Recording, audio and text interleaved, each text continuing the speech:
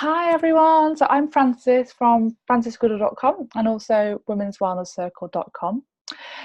Yes, I've done a recovery story from chronic fatigue syndrome, or ME, before on YouTube, which I had from the ages of 19 to 24. And more recently, I've been asked by somebody if I would share more about the sort of spiritual and Kundalini Awakening aspect of my healing journey, which started to happen in the middle of my chronic illness. I feel partly as a result of intensive meditation practice to attempt to heal my body from illness, that it awoke this energy that is within all of us, this evolutionary force for, I would say, for helping us to raise our level of awareness, our consciousness. But actually, when that energy wakes up in a body that is maybe got some trauma and some issues in it, which mine certainly did, then it can bring everything to the surface, and it can be very intense. It can feel like you're kind of having a deeply profound spiritual experience and awakening on one level, but on another level losing touch with everyday reality and being able to say, for example, have normal conversations. And for me, like, it was like an almost obsession. I could only talk to people if they were spiritually minded, or for a while. So that was really all sort of entwined with my journey of healing from chronic fatigue, and also it seemed to exacerbate. Basically, I had 2 years of being really ill with chronic fatigue, and then I had this really profound and strong experience in meditation at my local Buddhist center, and I felt this energy kind of rising up my spine and all through my body, and my heart opening really deeply. It was really powerful and really beautiful. However, having been unwell and at home pretty much for 2 years and not done much else other than go to the local Buddhist center and meditate, and sometimes have time where I couldn't even do that. I was just at home all day or days on end, and sometimes in bed for like hours and hours on end, that sort of thing, that sort of illness, with the chronic fatigue syndrome, or ME. And then I had this like awakening of energy in me, and I couldn't sleep. So I went through about 2 weeks where I pretty much didn't sleep at all. And I felt like I was healed, like I suddenly had energy again. I felt healthy, I felt strong, although clearly I wasn't completely imbalanced because I wasn't sleeping hardly at all. And I was literally waking up wide awake at like 3 a.m. having just gone to sleep at 1 a.m. And so literally I was sleeping for 2 to sort of 4 hours a night often, at that time, and sometimes not sleeping at all.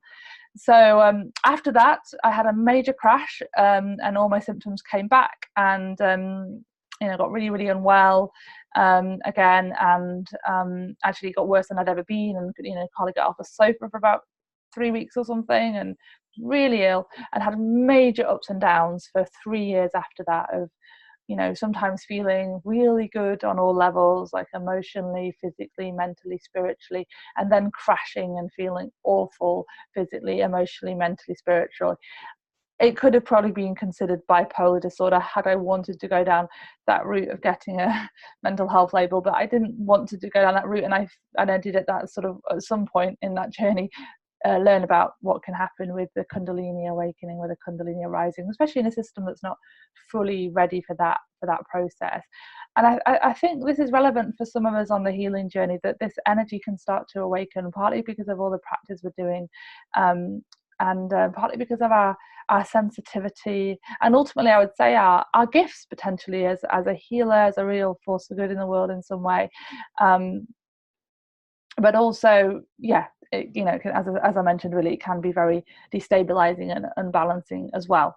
But ultimately can bring a lot of freedom, a lot of relief, a lot of liberation, a lot of peace, a lot of happiness, a lot of joy, and actually it can help you to clear through your personal, ancestral, and I even believe soul baggage that we all kind of to some level come with, so that we're sort of more clean of all that stuff, which can help us which can ultimately help us to get our physical health back, as well as to come into balance emotionally, physically, mentally in time. And the important thing is having people, if you are experiencing something like this, is having people around you that understand what you're going through, and can hold you in it, and can help you to see that it's what's actually happening in you, and that it's okay, and that you're safe, and that you're going to be okay, and that ultimately, you know, to really help you have that faith and trust that this is ultimately a force for good, and it is bringing you healing on all levels in time. And it's just having that sort of right sort of therapeutic holding around you, or like the right kind of spiritual perhaps circles or groups that can understand that kind of experience and can provide a framework of understanding for it, so the mind can calm down and not think, oh no, I'm gonna end up in a psychiatric ward, which I did wonder. You know, it felt like I was sort of balancing on a tightrope at times of like, oh, I could end up in a psychiatric ward, or I could end up much more free and liberated as a human being. Thankfully, I would say it went more that way. I'm not saying that I am perfectly enlightened or awakened or whatever, you know, those sort of terms are. You know, I believe it's really a work in progress for the rest of our lives once this sort of thing starts to happen. Maybe unless you're someone like Eckhart Tolle or you know, some of the big sort of spiritual teachers, but for most of it, it's a deep, you know, ongoing path of awakening and discovery and healing as well, on lots of levels. That's what I would say. So I hope some of that makes some sense to you and is also helpful to some of you as well. Okay. So yeah, just a reminder, I'm at womenswellnesscircle.com and francisgoodall.com. So I offer one-to-one sessions, often working with people with chronic illness, but also happy to work with people on the spiritual crisis journey as well.